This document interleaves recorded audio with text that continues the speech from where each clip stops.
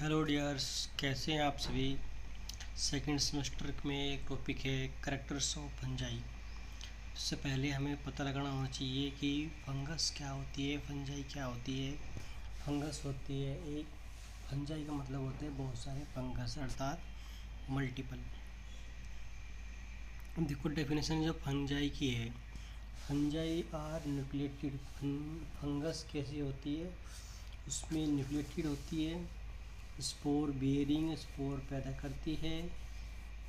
Fungus में हरापन नहीं होता।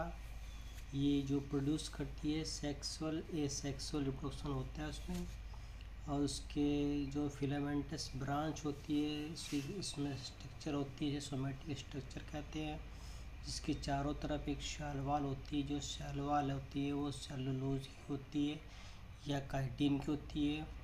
ज़्यादातर फंगस में काइटिन की होती है।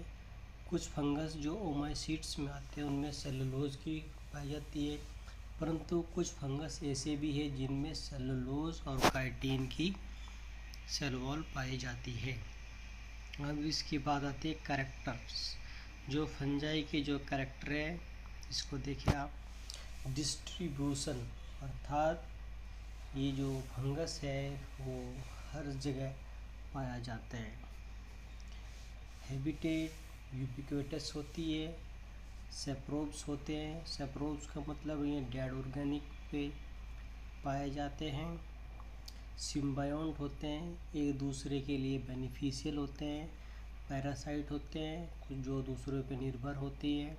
हाइपर पैरासाइट होती है, जो दूसरों को दबा कर रखते हैं, जैसे होस्ट हमेशा उस पर बनी रहती हैं।